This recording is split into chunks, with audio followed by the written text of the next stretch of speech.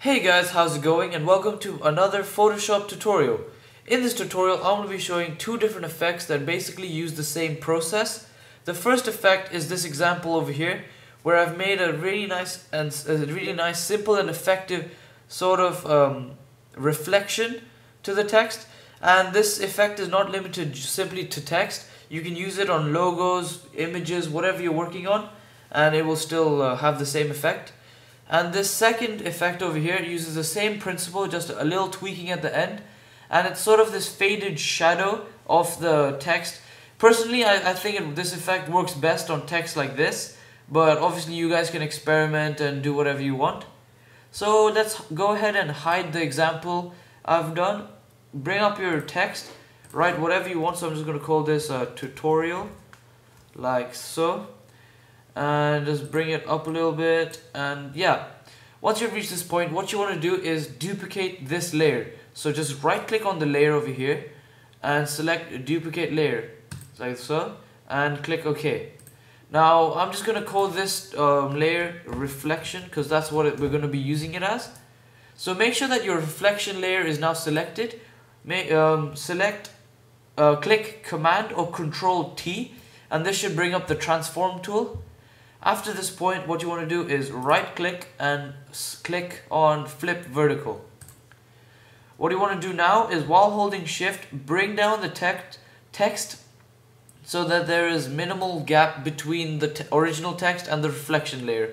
So just click enter to get out of that, and using the up and down arrow keys, just adjust the layers so that they're almost touching, like so. What you want to do now is, whilst selected on the reflection text, go down to this button over here, and it should say add layer mask. So just click that. Make sure that you click on that new thumbnail that you've added, and make sure another thing to make sure that you have enabled is your black and white colors, and that the white is over the black, like so. What you want to do then is go to your gradient tool. If it's not already selected over here, right click on the paint bucket tool and simply select the gradient tool, like so.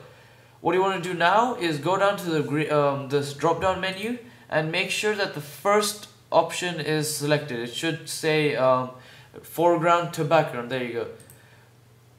What you want to make sure you have enabled on this top part is that it's on a linear gradient.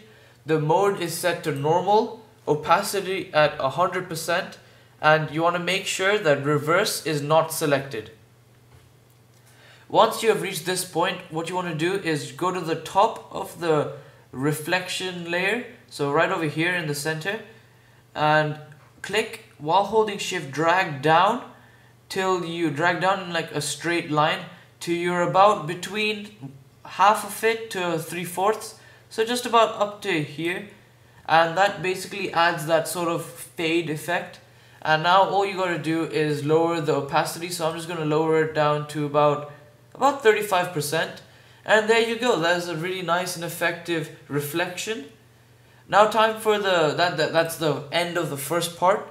Now if you wanna go and create the second effect, all you gotta do is, on the reflection text layer, right click and select rasterize type.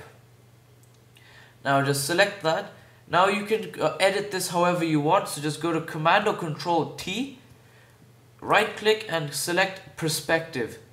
Once that is selected, go to one of the corner points, while holding shift, click and drag outwards, like so, until you're happy with whatever angle you want.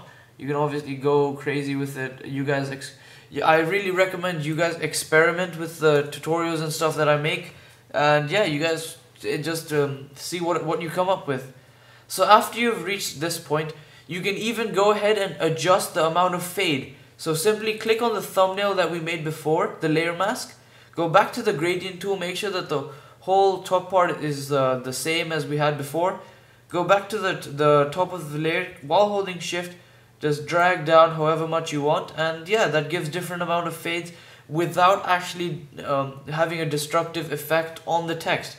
And you guys just can keep adjusting this.